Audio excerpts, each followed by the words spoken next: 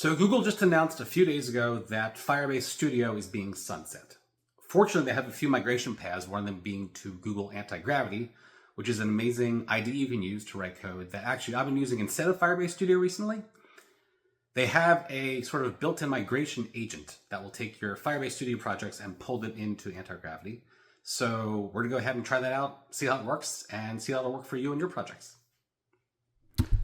Okay, so when you come to Firebase Studio, this is what you see now. You see the note that we're sunsetting Firebase Studio on March 22nd.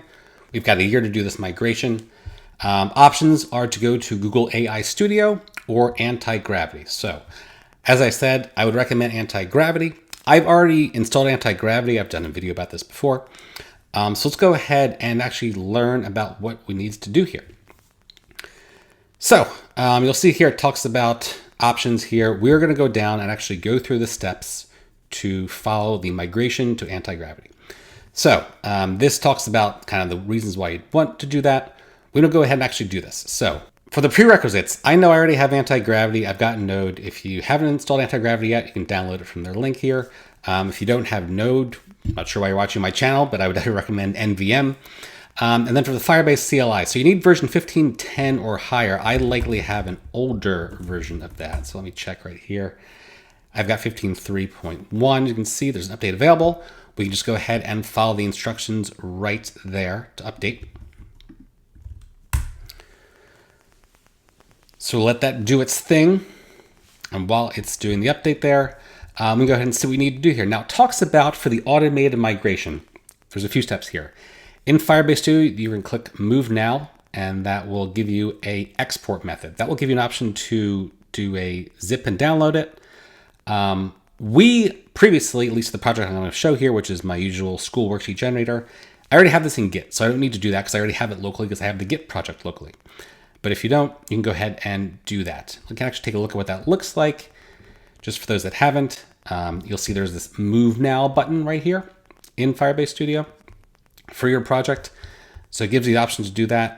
It says you can also export your project by zipping, downloading your code, or exporting to GitHub. If you need to do the export to GitHub in your project, if you haven't done that already, this link here will take you information on how to actually go ahead and do that. So I would recommend that.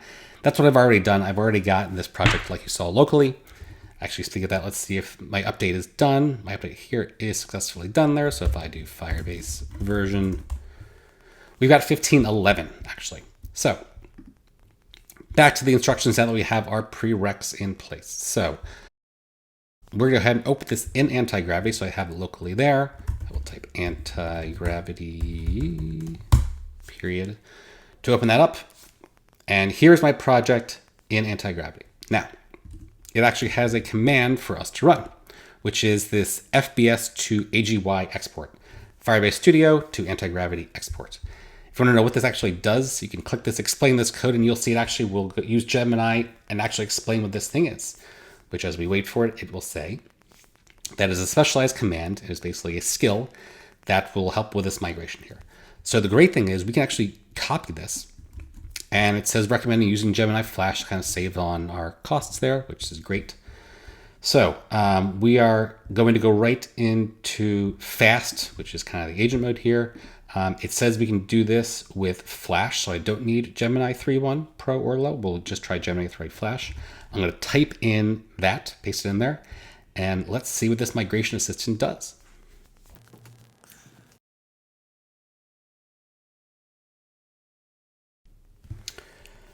So Antigravity kind of seemed to go off the rails there. I feel like maybe there's something else that should be there that it wasn't aware of, because I went up to actually see when it tried to make sense of this command, and it's just like, I'm trying to dissect this request. It seems a specific command involving data transfer from Firebase. It doesn't actually know what to do.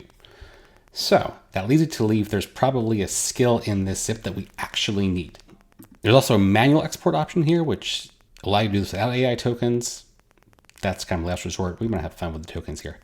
So I'm going to go ahead and actually do the zip and download in my project here. So let's go back to my project there. I showed you this before. Let's zip and download and see if there's anything different in this case when the files come through compared to what I have in GitHub. All right, so that download is complete. It actually put it in this project folder here. Now I actually see that there's two things that are unique to this export. There is this agents folder and there is this studio.json. So what I'm going to do actually is go ahead and copy these. Okay, great. So now in Antigravity, we can see we've got the studio.json file that really all that said was that we've got a Firebase project ID and this agents has some workflows and skills, and that is where the magic happens, folks. We've got a workflow here that explains what this stuff does, and it's, all that says is actually take a look at this skill. So we've got an agent skill that is going to do the stuff for us there. So key thing there to be aware of. So I'm going to go ahead and we're going to actually start a new conversation, fresh memory. Don't want it to remember the silly stuff that I did before. So let's actually go ahead and run this skill. And it's good to see it's actually analyzing the skill.markdown file. There it is itself right there. Yes, go ahead and run that node version. You'll see we're running version of node 24, the most recent one, that's LTS. It's going to go ahead and get the latest Firebase tools up and running. All right, so now it's asking where would you like to install the Firebase project skills locally in the project. It's going to run the enter command in a way there. Kind of weird, but I get it. That would be much better. Not a new line, actual enter. Let's see if that does the trick. There we go. Cool.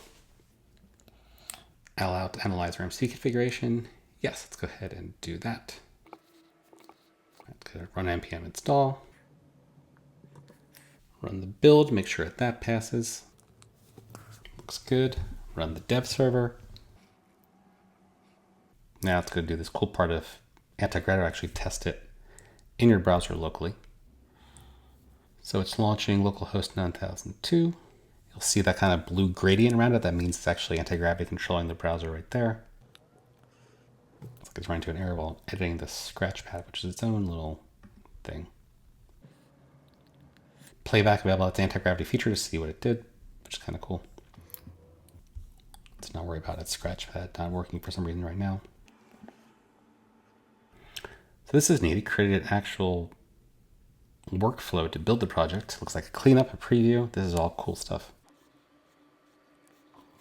All right, a lot happened here. Let's see what it says. Firebase Studio is complete. Nice. Here's what it did. Verified the node version is 24. Firebase CLI export. Executed that to inject some rules and metadata. Project health check looked good. Functional preview verified. Nice. Local knowledge codified. Create usable Antigravity workflows in the workflows directory. Nice. So you see there is the build project, cleanup, and a preview. Next step. Important. Restart Antigravity IDE to ensure that all the new configurations, task, environment settings are fully active. Please restart Antigravity IDE. Once you're restarted, please confirm so we can proceed with any further tasks or enhancements you have in mind. Awesome. So we will accept these changes. I will close Antigravity like it asked me to do. Let's take a look at what it did here. So there is a lot that we added here. So deleted and modified directory. I didn't realize that or file. I didn't realize I had that. Tweak the settings. Wonder what it did there. So that's just got rid of some Firebase Studio pieces there. Also touch the README. Oh, cool. So we'll take a look at that in the actual. It's more than just a couple lines. And then it added these agent skills for, looks like, lots of different agent skills, which are pretty sweet to see there. Let's go ahead and open up Antigravity. Actually, let's save it. Do it right here, old school in the terminal. Migration to Antigravity. Cool. Now let's launch Antigravity again. And I'm going to ask it, is everything complete from the process? While it does that, let's take a look at what it did to the README here. So it talks about Antigravity, running it locally. Sure. Yeah, go nuts. Oh, and it has the previous README there, which is kind of nice. So this is just me being curious. Did it need to do anything else there? Sure, build it one more time. All right, so said the stuff we did before. Restart Antigravity, clean up, and notice you still have the IDX directory. While this was useful during the export, it's typically no longer needed. Would you like me to remove it? Sounds good. That's probably what the cleanup is. Firebase deployment. If you plan to deploy this Firebase app hosting, we should. Oh, cool. Let's see. Curious what the cleanup does here. Yeah, let's do that. So let's just say proceed with final cleanups. And then I really would like to see it do that deploy to Firebase, because that would be pretty cool. All right, rm-rf, always read that. So here it is removing the IDX directory, and that is it. Yes, we'll let that. We're removing another file here. This one is that studio file that came through. Makes sense, we looked at it before. It didn't really seem that useful. Just the project name. All right, I did restart Antigravity. Yes, we're good. Verify build. You can run the build project in terminal to confirm everything is still compiles perfectly after these changes. That's cool. Project is now fully Antigravity ready. Nice. Do you want to try starting the development server or building the first feature? You know what? Actually, let's do this. Let's save these things here. Let's make this git commit, which is going to be, let's see, some information there about Firebase, tweak the package. Interesting that it was Next.js before. We'll commit that. Now, one thing that was interesting there was the ability to deploy to Firebase. So that must be a skill there, which is app hosting basics. Deploy and manage web apps with Firebase app hosting. That is really cool. Let's actually try that. So let's figure out how we can test this. So let me actually make a tweak to the project, like something like really simple, like here, made with Google Gemini and Antigravity. So we actually see this in the footer. So I'm going to save that. Added a note to the footer that we use Antigravity now. We'll commit that. Sync changes will push these to GitHub. So yeah, sure, let's go ahead and do that while we're at it. All right, now let's just ask the agent, deploy to Firebase. So let's give that a shot and see what it does. Let's go to build it and deploy it. It's got a question. Looks like it's actually going to try to answer it for me, which is, do I want? All right, deploying now. Got an error. What was that error there? Oh, that was just when it exited out of it. So now it's working. We can track the rollout. Let's do it.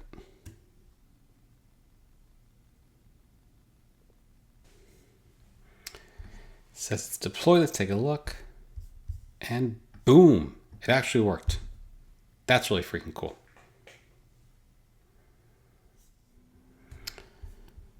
So I just tried to upload a worksheet. I think I got a little too excited about this actually working. It did deploy, but when I analyze it, get this error about our Gemini API key.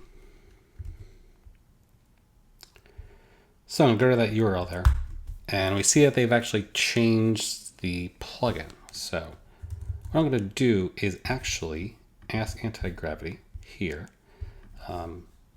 read the contents of and upgrade the project from, we're going from this, which is what it uses,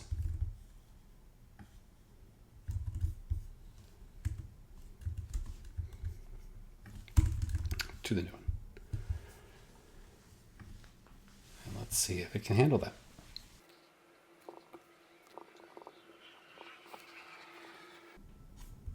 Change looks good. So it's confirming that it's there.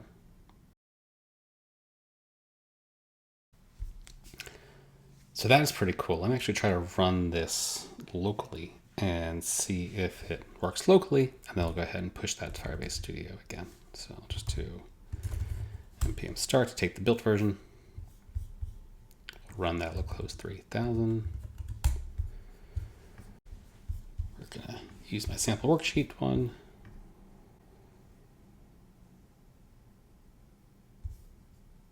Antigravity could do this, but I'm just going to tell right here since we already know the answer.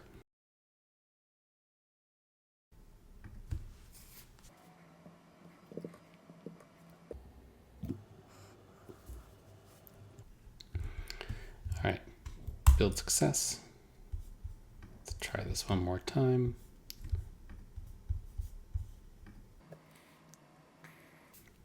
Awesome, it worked. Stop that server, go here, generate a commit message. Nice. Oh yeah, save it all, commit it all, push it all, deploy to Firebase. All right, so this final piece here is actually what I think is the most interesting piece. So as you saw, I pushed that to Firebase, and then what happened was my kids came home. Didn't have time to see what happened there. I come back to my computer, load up the actual website, check it, still getting that same error about the Gemini API key not working.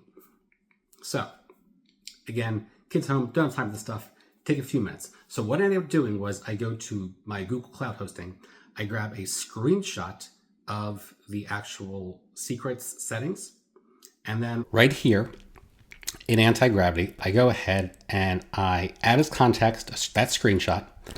I give it the error that I'm seeing from Next.js there about the Google API key or the Gemini API key. And I basically say, as you can say here, why is Firebase not seeing the permissions? And what I did was I set the model, it's reset here since I've done it, but I set it to Gemini 3.1 Pro high. And I, let it do its thing. I had allowed always run for Firebase commands. And I literally left my laptop, went to go, deal with my kids. I come back and it had done a few things and it actually fixed it all by itself. I had to do no interactions at all because I gave it those Firebase commands to always run, and it said, oh, you're actually having there was two factors here that were causing this. One was this incorrect app hosting YAML.schema, which I went ahead and fixed, and then missing some build service permissions, which also was able to fix those because, again, it's able to act on my behalf in this case. So it says what it did. It updated my app hosting.yaml, the permissions that it updated here, and redeployed it. And I came back, I tested it. I said, okay, great, push this to Firebase, and it worked. This was really cool. I thought the interesting piece would be the migration, but actually this is what I wanted to happen when I was trying out Firebase Studio a year ago, and Gemini wasn't up to the task then. Now, it looks like Gemini 3.1 Pro actually knows Firebase and knows Google Cloud Hosting really well. I mean, literally, I walked away, I came back, and this worked. This is the way that generative AI is supposed to be for us as engineers. So this was super exciting. Again, it was like most things, I always thought it was going to be not so great as we were going down this path, but then this made it an exciting ending. So super cool. So thanks for joining me on this journey. If you tried this out yourself on your own projects and have any issues, please feel free to leave a comment and we can dig into them as well.